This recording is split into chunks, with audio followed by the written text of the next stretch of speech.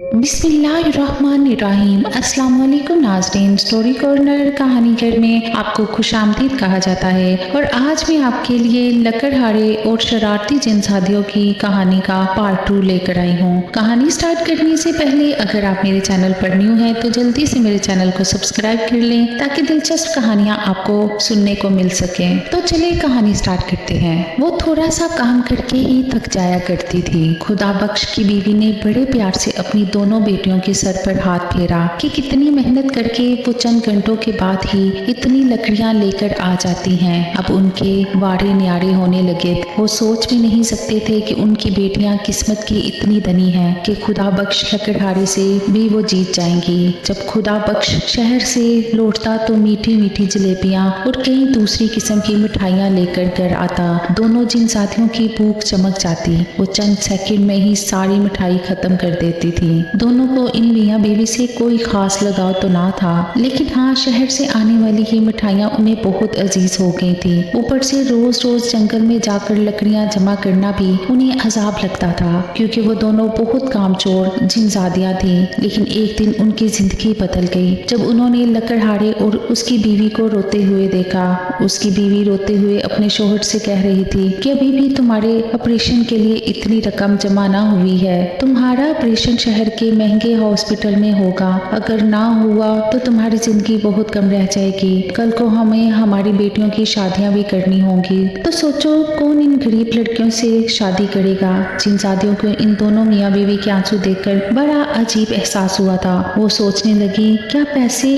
इंसानों के लिए इतने कीमती हैं? फिर लकड़हारा अपनी बीवी से कहने लगा, तुम्हें इन दोनों को कुछ भी कहने की जरूरत नहीं है और ना ही इन्हें कुछ बताना। तुम नहीं जानती वो हमसे कितना प्यार करती हैं। मेरी दोनों बेटियां मेरी खातिर जंगल में जाकर इतनी मेहनत करती हैं। देखो वो पूरा घर चला रही हैं, मगर तुमने उन्हें बता दिया कि मेरे ऑपरेशन के लिए ढेर सारे पैसों की जरूरत है तो वो बहुत परेशान हो जाएंगी। वो मुझे अपनी जान से भी ज्यादा प्यारी हैं, इसलिए मैं नहीं चाहता कि वो यूं जंगल में जाकर रोज रोज खवारी करे। वो अपनी बीवी को समझाए जा रहा था। दोनों जिनजादियां अजीब सा चेहरा लिए अपने बिस्तरों में जा लेटी। फिर एक जिनजादी दूसरी से कहने लगी, इनके आंसू मेरे दिल पर गिर रहे हैं। ऐसा लगता है जैसे मेरे सगे माँ बाप रो रहे हों। क्या हमारे माँ बाप हमें याद करते होंगे? अगर उन्हें ये पता चल जाए कि उनकी बेटियां तो हमारे जिन्नात माँ बाप के पास हैं तो उनके दिल पर क्या गुजरेगी? फिर जिनजादी सरगोशी में कहने लगी, नहीं नहीं, हमें इन्हें कुछ भी नहीं बताना चाहिए, बल्कि जो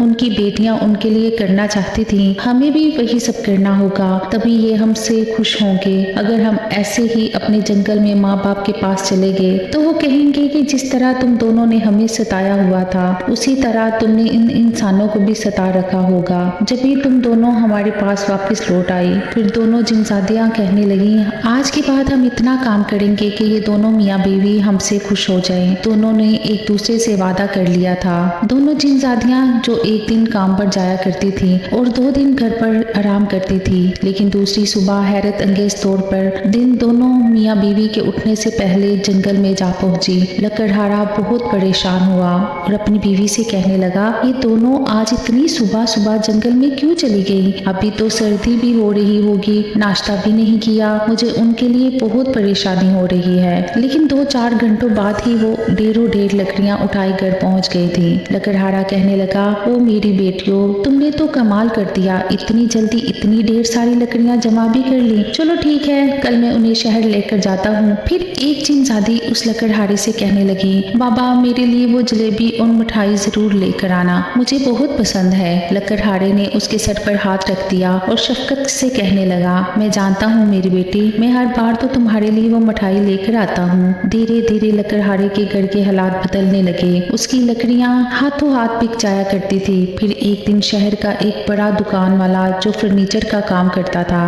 वो उस लकड़हारे से कहने लगा, तुम पहले जो लकड़ियाँ लाते थे वो इतनी मजबूत नहीं होती थी, लेकिन अब तो लकड़ियाँ आ रही हैं वो इंतहाई मजबूत हैं। मेरे पास आने वाले ग्राहक फर्नीचर देखकर खुशी का इजहार करते हैं। अब तुम दूसरी दुकानों पर लकड़ियाँ बेचने की बजाय मेरे पास ही लेकर आना, मैं तुम्हें बहुत महंगे दाम दूंगा। अब वो लालच में आ गया था, क्योंकि वो पहले उसकी मेहनत का मुआवजा बहुत कम दिया करता था, लेकिन अब जो लकड़ियाँ आ रही थी उसका फर्नीचर लाखों के हिसाब से फरोख्त हो रहा था। कुछ खुदा का खौफ भी उसके दिल में पैदा हुआ कि वो वो इस बूढ़े आदमी के साथ नाइंसाफी कर रहा है। लकड़हारा आज ज्यादा पैसे लेकर घर गया तो उसकी बीवी बहुत खुश हुई थी। फिर वो खुशी खुशी अपनी दोनों बेटियों से कहने लगा, मेरी बच्चियों, मुझे लगता है तुम दोनों मेरी किस्मत बदलने के लिए इस दुनिया में आई थी। आज तक मुझे अपनी लकड़ियों का मुआवजा इतना ना मिला जितना उस बार मिला है। तुम दोनों कहाँ से लकड़ियाँ लेकर आती हो? कहीं इस खौफनाक जंगल में तो नहीं पहुंच जाती? वो तशवीश से अपनी बेटियों से पूछने लगा तो दोनों जिनजादियां मुस्कुरा दी। फिर कहने लगी, नहीं बाबा, आप फिक्र मत करें, अब हमें बहुत तजर्बा हो गया है। हम देख लेते हैं कि शहर में बिकने वाली ज्यादा महंगी लकड़ी कौन सी है और फिर इसी को जमा करके कर ले आते हैं। लकड़हारा बहुत खुश हुआ था। उसकी दोनों बेटियां बहुत समझदार थीं, जबकि जिनजादियां अपनी तारीफ पर खुश हो गई। उन्होंने बिल आखिर अपनी समझदारी से लकड़हारा और उसकी बीवी की जिंदगियों में थोड़ी थोड़ी खुशियां फैलाना शुरू कर दी थी। अब जैसे उनके घर में बहार आ गई थी। दोनों जिनजादियां जंगल की सबसे अच्छी लकड़ियां देखकर आती और लकड़हारे को बेचने के लिए दे दिया करती। शहर के लोग हैरान थे कि पहले जो पतली पतली और कमजोर लकड़ियां वो लेकर आता था अब वो बिल्कुल बदल चुकी थी। उनका फर्नीचर महंगे दामों फरोख्त हो रहा था। फिर दो बड़ी दुकान वाले सेठ ने लकड़हारे से एक कागजात पर साइन करवाया और कहने लगा, आज से तुम और मैं आपस में मुआहदा कर लेते हैं कि तुम अपनी लकड़ियां इस शहर के किसी दूसरी दुकान पर फरोख्त नहीं करोगे और वो मुझे ला कर दोगे।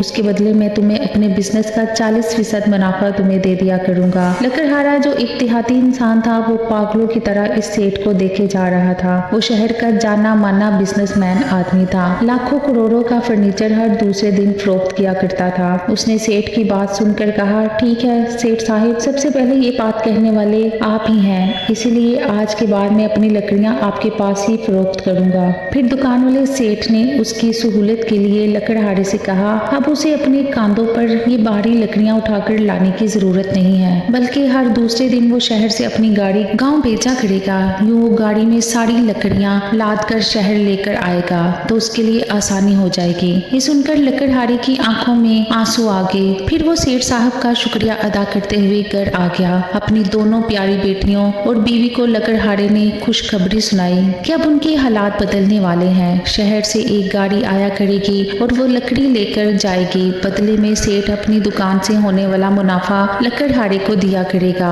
जिनजादियां बड़ी हैरानी से उनके चेहरे की खुशी देख रही थी। उन दोनों के लिए तो पैसे की कोई खास अहमियत ना थी। वो अपनी ताकत से जो कुछ चाहती आसानी से हासिल कर सकती थी, लेकिन जिस तरह से वो लकड़हारे और उसकी बीवी की खुशी के लिए ये सब काम कर रही थी, उनकी आंखों में आंसू आ गए। वो खुशी के आंसू उनके लिए दिली सुकून का बायस बन रहे थे। उनके हालात तेजी से बदलने लगे। फिर वो दिन भी आ गया जब लकड़हारा और इसकी बीवी शहर जा रहे थे। उन दोनों ने अपनी बेटियों को भी साथ चलने को कहा, लेकिन जिनजादियों को बहुत खौफ महसूस हो रहा था कि अगर वो दोनों किसी दूसरी जगह जाएंगे तो कोई ना कोई उन्हें पहचान लेगा। इसलिए उन दोनों ने फैसला किया था कि वो घर पर ही रहेंगी और दुआ करेंगी कि लकड़हारे का ऑपरेशन कामयाब हो।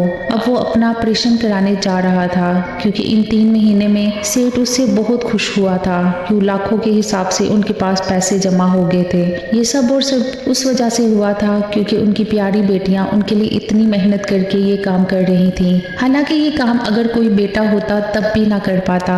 दूसरी तरफ जरगुल और सुंबल जो जिन्नात के खानदान में जा पहुंची थी, वो देख रही थी कि जिन्नात बहुत मेहरबान और मोहब्बत करने वाले थे। वो जरगुल और सुंबल से कहने लगे, हमें माफ कर देना, हम जबरदस्ती तुम्हें यहाँ नहीं लाना चाहते थे क्योंकि हम जानते हैं कि इंसानों की बेटियां अपने माँ बाप से किस कदर मोहब्बत करती हैं। तुम्हारे लिए ये बहुत तकलीफ का चीज होगी कि तुम अपने माँ बाप से दूर हो, लेकिन चंद दिनों के लिए इन जिनजादियों को ये दिखाना बहुत जरूरी है कि मोहब्बत और कुर्बानी से ही मखलूक की जिंदगियां हैं, वरना उनकी ये बेकार सी जिंदगी किसी काम की नहीं जिसमें वो किसी दूसरे को कोई खुशी ना दे सके। हम अपने दोनों जिनजादियों बेटियों से बहुत मोहब्बत करते हैं, लेकिन उन्हें हमारा कोई एहसास नहीं। वो हमसे दूर दूर रहती हैं। तुम जब तक हमारे पास रहोगी हम तुम्हें कोई तकलीफ ना आने देंगे, लेकिन पल पल तुम्हारे माँ बाप की खबर रखते रहेंगे कि कहीं हमारी दोनों नादान जिनजादियां बेटियां उन्हें कोई तकलीफ तो नहीं पहुंचा रही।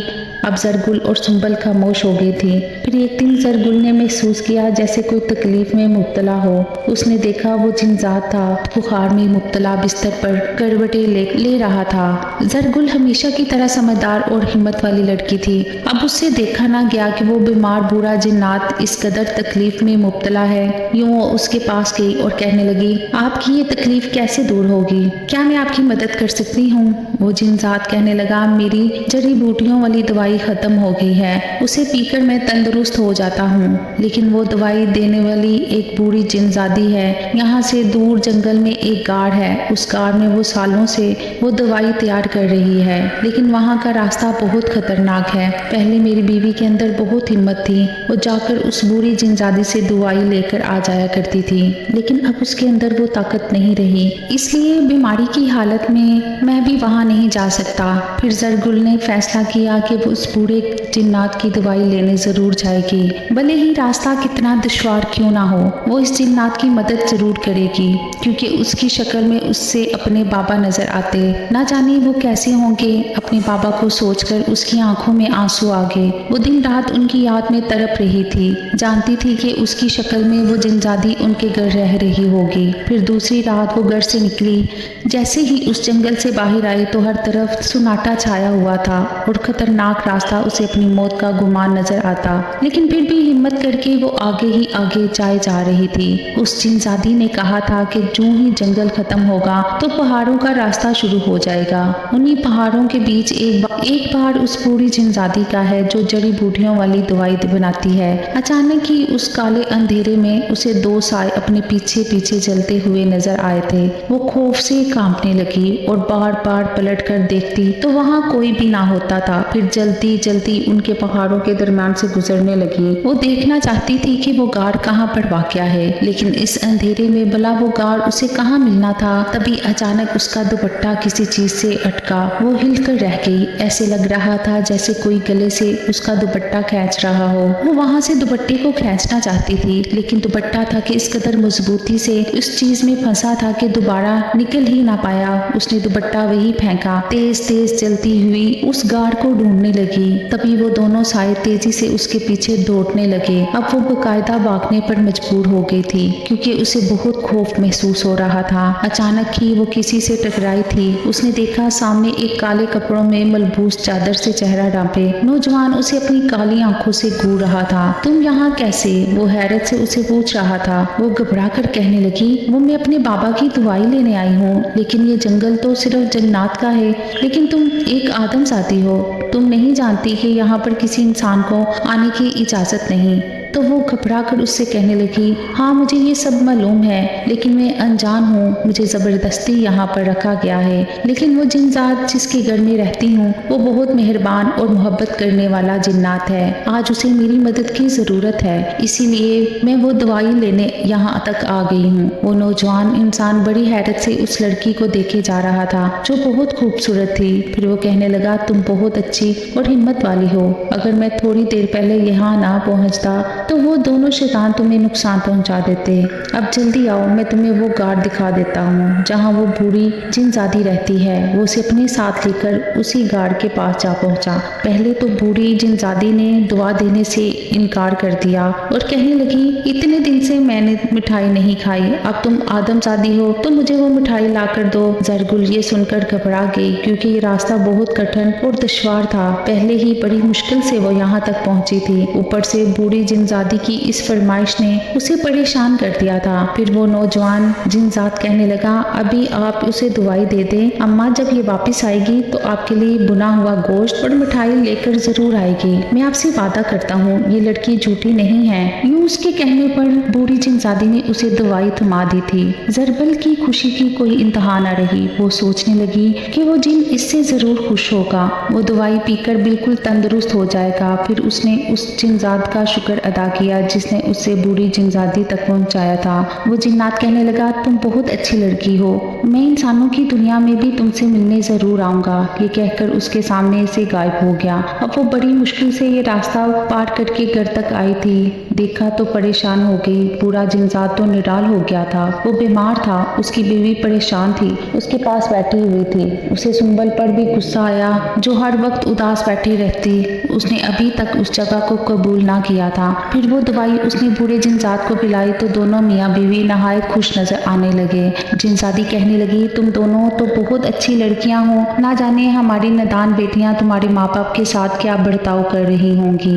अब सरगुल और सुंबल दोनों परेशान हो गईं। वो दोनों तो उड़कर अपने माँ बाप के पास जाना चाहती थी, लेकिन जिन्नात ने उन्हें कहा था कि अब बस 3 महीने जिनजादियां उनके पास, जबकि वो दोनों अपने माँ बाप के पास चली जाएंगी। अब उनसे सब्र भी ना हो रहा था। वो जानना चाहती थी कि उनके माँ बाप किस हाल में हैं। दूसरी तरफ जिनजादियों ने लकड़हारे की किस्मत बदल डाली थी। अब वो फर्नीचर वाला सेठ लकड़हारे की वो मजबूत लकड़ियां हाथों हाथ खरीद लिया करता था, लेकिन लकड़हारे ने भी समझदारी से काम लिया और मिलने वाले सारे मुआवजे से अपना कारोबार शुरू कर दिया। अब उसने देहात में काम करने वाले चंद नौजवान आदमियों को अपने साथ जंगल में इस कारोबार में शामिल कर लिया था। वो सारे आदमी जंगल से लकड़ियां जमा करते और शहर वाले सेठ की गाड़ी वो लकड़ियां ले जाया करती थी। यूं लकड़हारे के साथ साथ उस गांव के लोगों के भी वाड़े न्यारे होने लगे। दोनों जिनजादियां अब ऐश कर रही थी। लकड़हारे ने अपना बड़ा सा घर खरीद लिया था। उसका ऑपरेशन कामयाब हुआ, फिर से वो सेहतयाब हो गया था।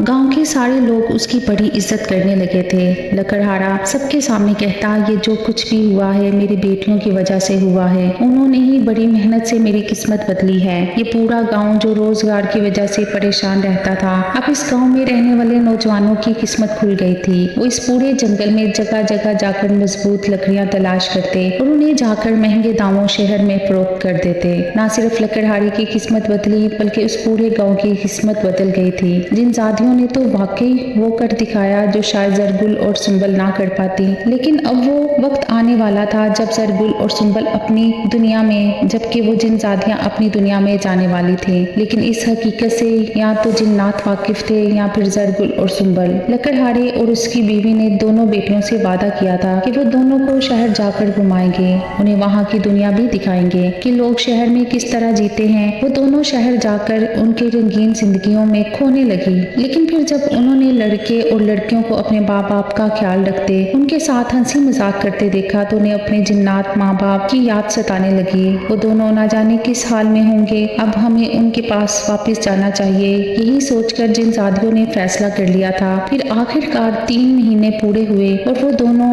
इसी जंगल में जा पहुंची जहाँ पर उसके जिन्नात माँ बाप और जरगुल और सुंबल रहते थे। उनका असली रूप देखकर तो वो दोनों बहनें बुरी तरह डर गई। लेकिन जिनजादियां कहने लगी, तुम आज अपनी दुनिया में जा रही हो, लेकिन वो दुनिया मुकम्मल तौर पर तब्दील हो चुकी है। तुम्हें अपने माँ बाप को देखकर खुशी महसूस होगी, बिल्कुल उसी तरह जिस तरह हमें अपने माँ बाप को देखकर हो रही है। जिन्नात मियाँ बीवी अपनी बेटियों से कहने लगे कि दोनों लड़कियों ने हमारा बहुत ख्याल रखा है। ये हमारे लिए वो दुआ भी लेकर आई जो तुम दोनों कभी हमें लाकर नहीं दी थी। जिनजादियां अपने माँ बाप के सीने से जा लगी और कहने लगी, हमें माफ कर दो अम्मा बाबा, हमें एहसास हो गया है कि माँ बाप तो माँ बाप होते हैं जिनकी छाँव कभी नहीं सर से जानी चाहिए। जरगुल और सुंबल डरते डरते इन जिनजादियों से कहने लगी, क्या हम वापिस अपनी दुनिया में जा सकते हैं? तो जिनजादियों ने कहा, क्यों नहीं, अब तुम बिल्कुल ऐसे ही अपनी दुनिया में जाओ जैसे वहाँ से आए थे, लेकिन हमसे एक वादा करना होगा। ये जो हम चारों के दरमियान हुआ है,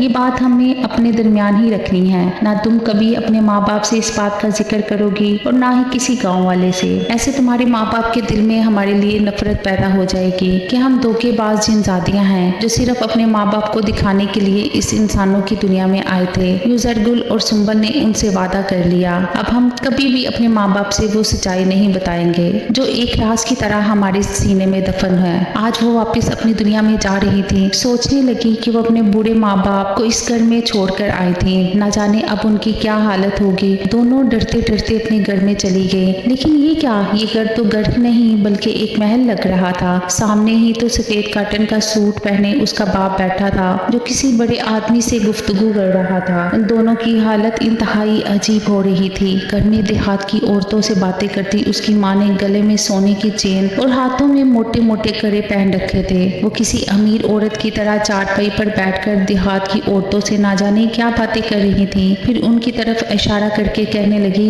ये देखो, ये आगे मेरी दोनों बेटियां, उनकी वजह से ही तो हमारी किस्मत किस्मत बदली है, जो हमारे दिन बदल गए। मेरी बेटियां बहुत मेहनती और समझदार हैं। अब मैं उनकी शहजादियों की तरह शादी करूंगी। वो जल्दी से एक कमरे में चली गई तो उसने अलमारी खोली तो उनके खूबसूरत लिबास अलमारी में लटके हुए थे। दोनों ने जल्दी से नहा धोकर कपड़े तब्दील किए और फिर एक दूसरे से कहने लगी, सरगुल तुम्हें क्या लगता है इन जिनजादियों ने क्या किया होगा? तो सरगुल सुंबल से कहने लगी, मुझे ऐसा लगता है कि उन्होंने जो भी किया है बहुत अच्छा किया है। शायद इंसानों की दुनिया में रहकर वो जज्बात और एहसासात और मोहब्बत को समझने लगी थी, जभी तो उन्होंने हमारे माँ बाप की जिंदगियों को मुकम्मल तब्दील कर दिया। लेकिन मुझे एक बात का बहुत अफसोस है कि हम उनके बूढ़े जिन्नात माँ बाप के लिए कुछ खास ना कर सके। ना जाने हमें ऐसा करना चाहिए था या नहीं। अब सरगुल और सुंबल इस घर में रहकर बहुत कुछ समझ गई थी कि जिनजादियों ने अपनी समझदारी से उनके घर के सारे हालात बदल डाले थे।